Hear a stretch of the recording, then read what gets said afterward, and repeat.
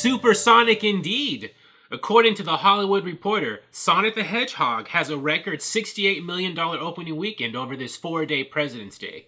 That's awesome. Almost $70 million for a movie that when we saw its first trailer last year, people were dragging that movie so much. They thought it was doomed to fail. There were actually people joking, like, Sonic the Hedgehog's promotion and trailers came out, I think they started at the same time as Detective Pikachu, and they were both based on popular video game characters. But people were saying that Detective Pikachu's trailers went over a lot better with the way that Pikachu looked, the design, compared to the way Sonic originally looked. And people were saying that Detective Pikachu, some people were saying it was going to be the Marvel, whereas Sonic was the DC, implying that Detective Pikachu was going to be the superior movie. But Sonic's the one that's had the better opening weekend than Detective Pikachu's did. So yeah, I'm a sucker for the underdog coming back and showing people that they were wrong, like Sonic did. And DC's awesome too. But anyways, let's keep on reading. Paramount's Sonic the Hedgehog made a loud boom at the President's Day box office with a 3-day domestic opening of $57 million, a record for a video game adaptation. Sonic's projected 4-day gross of $68 million is among the best showings ever for the long President's Day weekend, which coincided this year with Valentine's Day. Oh, okay, so I guess it hasn't officially made $68 million yet, but I guess that's what they're saying they think it will make once the official totals are in. So as of now, it's made $57 million that they know of yet, I think, if I'm interpreting this information correctly. Until now, 2019's Detective Pokemon Pikachu boasted the top North American opening for a video game adaptation, with a 3-day start of $54.3 million, not adjusted for inflation. Oh, so even with Sonic's $57 million, which is lower than the 68, that's still higher than Detective Pikachu. I actually thought Detective Pikachu was okay. I don't want to trash Detective Pikachu too much, but Sonic did better financially. So I'm on Team Sonic, although Detective Pikachu was alright. I think Detective Pikachu would have been better if it had been more like a traditional Pokemon movie, with people, throwing Pokeballs at each other in, training arenas, than, Pikachu, going around investigating stuff. It wasn't the kind of Pokemon movie people were expecting. But back to Sonic.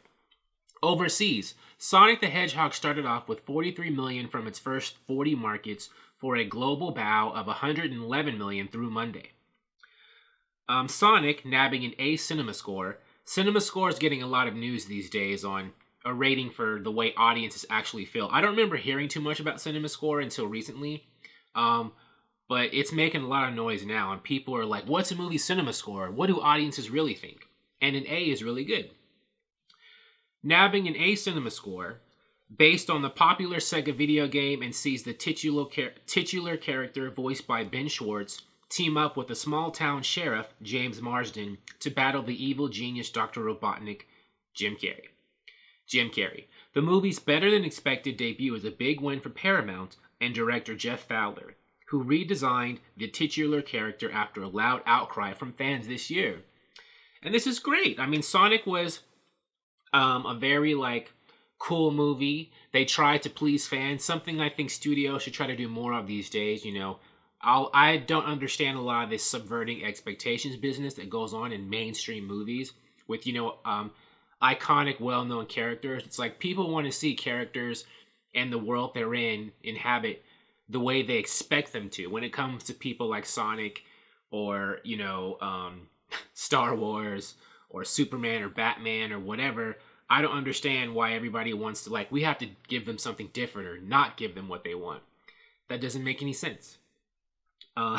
So, they hurt the fans when it came to Sonic's original design. They changed it, but they also put him in a crowd-pleasing movie that was great for fans of all ages.